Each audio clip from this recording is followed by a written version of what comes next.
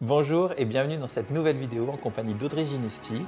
Aujourd'hui, on va parler de psychologie et de gestion de crise. Et en fin de vidéo, Audrey va nous donner quelques petits conseils de management en situation de crise.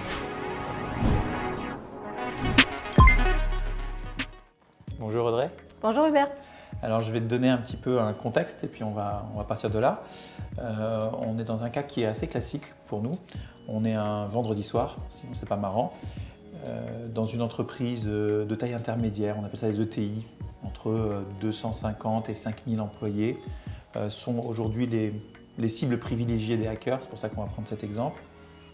Donc je disais, on est un vendredi soir, et là l'informatique se met à bugger complètement, les ordinateurs ne marchent plus, les gens qui ont des dernières tâches à effectuer avant le week-end ne peuvent plus les faire, le chef d'entreprise est sur place, et il a mon numéro de téléphone, soit par un ami, soit par son assureur, et il m'appelle. Donc il m'appelle, il est un peu en panique.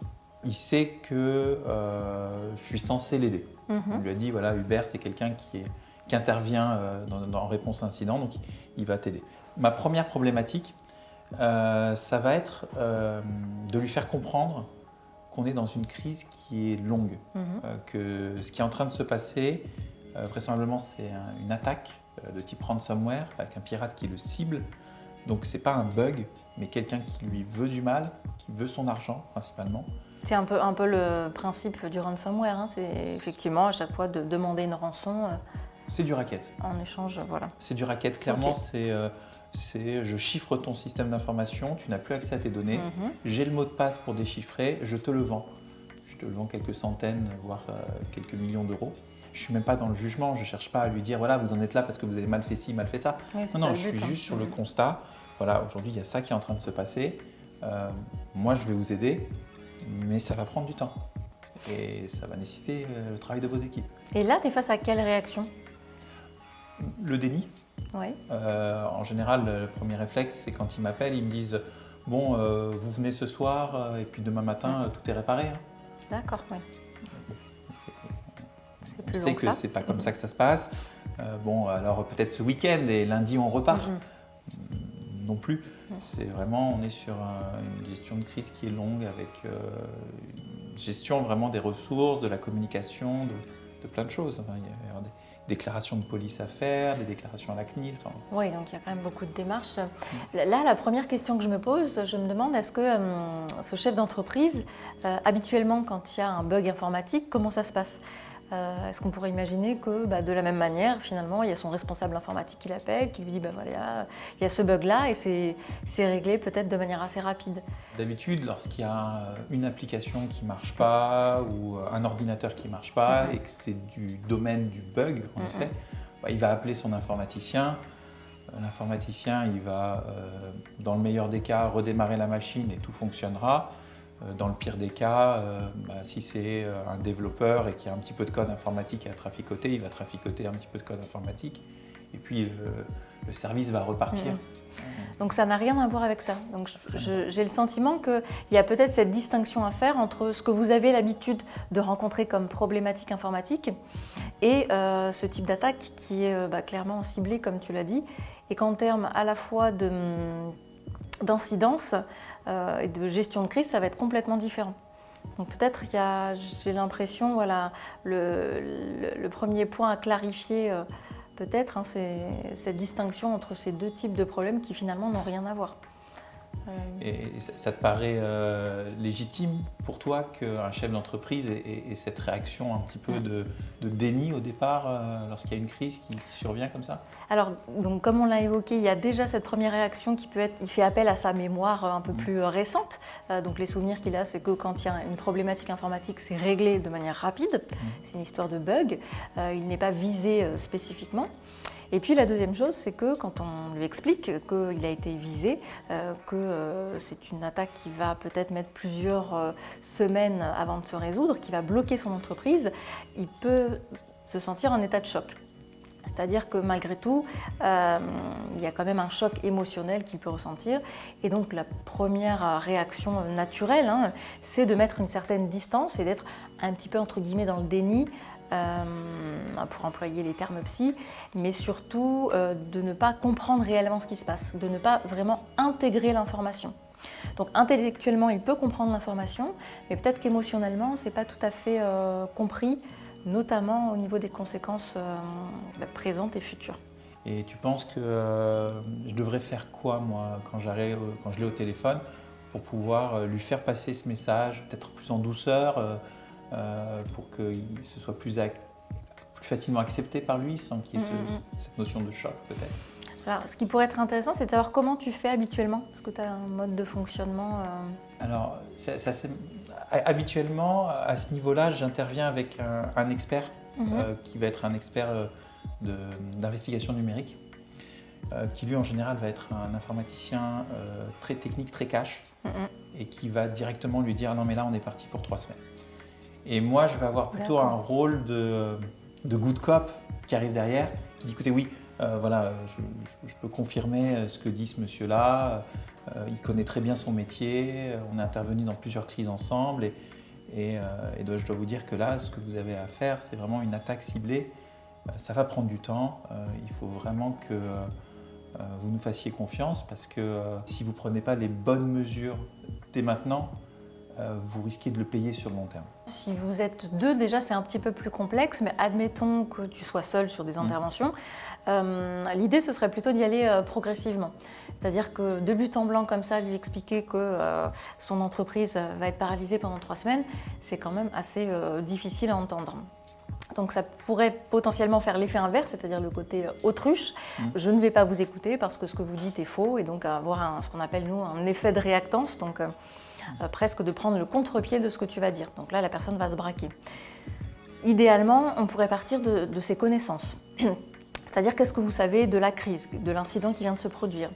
Est-ce que par le passé, c'est quelque chose qui est déjà arrivé? Est-ce que vous connaissez des personnes ou des entreprises qui ont vécu à peu près la même situation? Pour peut-être s'appuyer sur les connaissances ou les données qu'il a déjà à l'esprit, afin d'ajuster ton discours et afin peut-être de compléter avec des éléments qui vont lui permettre petit à petit de comprendre que là on est face à une crise vraiment majeure. Donc ça, c'est l'entrée en crise, j'ai envie de dire. Et après, la crise, elle va durer dans le temps. On va avoir des équipes, on va avoir des managers, on va avoir des opérationnels qui vont intervenir, qui vont se relayer. Donc pendant plusieurs semaines, voire plusieurs mois, travailler le week-end avec énormément de pression parce qu'il y a la survie de l'entreprise qui est en jeu.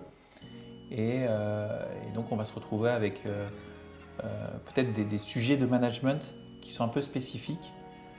Selon toi, quels sont les points auxquels doivent faire attention les managers dans ces crises?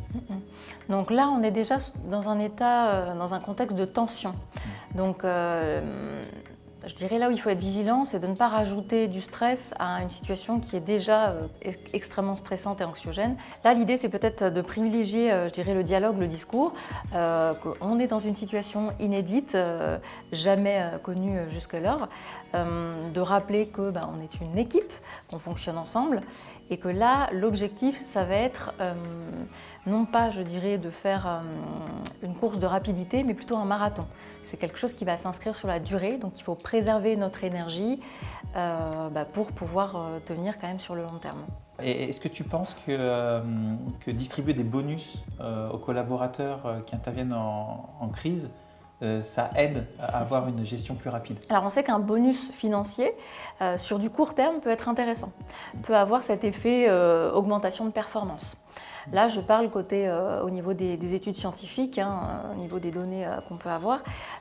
Toutefois, ce qu'on sait, c'est que sur du long terme, de manière générale, un chef d'entreprise qui aimerait impliquer davantage ses équipes ou augmenter la productivité de ses équipes, le bonus financier ne va pas forcément avoir un effet escompté. On sait que notamment la reconnaissance au travail, le sens donné à la mission est quelque chose qui vont être des leviers beaucoup plus intéressants en termes de performance. Donc le bonus financier, ça reste une forme de valorisation, évidemment, peut-être sur du court terme, mais sur du long terme, si on parle de manière plus générale, ce n'est pas forcément quelque chose qui va augmenter la productivité. Quels sont les grands écueils les grandes choses qui, selon toi, peuvent fragiliser un manager dans ces situations de crise? Je dirais que c'est comme pour n'importe quelle crise, le risque, c'est de s'épuiser. C'est de vouloir compenser effectivement la situation en travaillant davantage. Alors j'imagine que c'est forcément un petit peu le cas, qu'il y a des heures sup qui sont faites, qu'on est fatigué, éprouvé émotionnellement. Et peut-être de ne pas s'isoler et d'essayer, quand on le peut, d'interagir avec ses collègues, avec d'autres managers, avec ses collaborateurs, de pouvoir le dire aussi quand on ne se sent pas bien, quand on est stressé. Alors je vais quand même mettre un petit bémol. Dire qu'on est stressé, c'est pas la même chose que de se décharger émotionnellement sur ses collègues. Le fait de simplement dire écoutez, là je suis sous pression, comme vous, c'est une situation qui n'est pas évidente. Ça va davantage aider le manager et les collaborateurs à mieux cerner l'état d'esprit du manager, à comprendre la situation dans laquelle on se trouve, à, j'ai envie de dire, humaniser le manager qui n'est pas tout puissant, il a le droit d'avoir ses moments de fragilité. Et puis peut-être de s'autoriser eux aussi à dire qu'il y a des moments où ça ne va pas, à prendre peut-être un peu plus de pause. Peut-être pas plus de pauses, mais en tout cas à prendre des pauses pour ne pas s'épuiser à la tâche et finalement affaiblir aussi toute l'entreprise par conséquent. Alors un autre cas de figure dans lequel je peux être amené à intervenir, qui est un peu différent, c'est cette fois-ci, il y a eu une attaque, il y a un mois, dans une filiale d'une entreprise. Et la filiale n'a pas remonté l'information au groupe et a essayé de gérer toute seule en local. Et au final, ça a fini par se voir. Ils n'ont pas réussi à gérer en local parce qu'ils n'avaient pas la technicité, le savoir-faire qui leur a permis de résoudre le problème.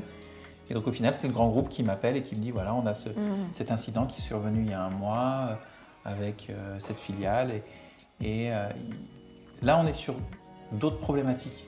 On a des gens qui ont essayé de résoudre le problème tout seuls et qui au final se sont retrouvés encore plus en difficulté au final. Là, il peut y avoir plusieurs choses qui se jouent. Ce qu'on avait évoqué dans une précédente vidéo, à savoir cette notion de culture de travail. Donc, quand l'erreur n'est pas admise, le problème, c'est de garder pour soi, de vouloir effectivement gérer la situation seule, sans en parler donc là, à l'entreprise, en l'occurrence. Donc ça, c'est un premier point. Le deuxième point, c'est qu'il peut y avoir une surestimation de leurs compétences, ce qu'on appelle le biais d'excès de confiance, c'est-à-dire le sentiment qu'on va pouvoir à nous seuls gérer la crise. Et là, en l'occurrence, apparemment, ce n'était pas le cas. Et puis, dernier point également important, c'est que je pense que ce n'était peut-être pas évident pour eux de mesurer l'ampleur de la crise. Alors, c'est peut-être à toi de me répondre à ce niveau-là. Il y a eu comme une espèce d'escalade d'engagement, c'est-à-dire qu'ils ont commencé à essayer, c'est ça ? Oui, c'est ça. Et puis il y a peut-être le sentiment que c'était le responsable de la sécurité de cette filiale, et donc c'était à lui de résoudre le problème tout seul, et qu'il ne voulait pas faire appel à un tiers. C'est un peu un aveu de faiblesse pour lui. Oui, c'est ça. Ça rejoint ce qu'on évoquait sur il faut être compétent. Et donc là, on est peut-être plutôt face à une personne qui a ce qu'on appelle un sentiment d'hyper-responsabilisation. De fait, il a pris la charge uniquement sur lui, sur sa personne, si je comprends bien. Et donc, il y a cette peur de ne pas être à la hauteur, qui peut être aussi liée d'ailleurs à ce qu'on appelle une anxiété de performance. Il faut absolument être à la hauteur de ce qu'on attend de moi. Je suis responsable de cette unité ou de ce service ou de cette erreur, donc je dois l'assumer seul. Sauf qu'en réalité, on sait que dans une entreprise, on n'est pas tout seul. Et l'idée, c'est plutôt de coopérer, de collaborer et de faire intervenir justement soit des collègues ou d'avertir les supérieurs.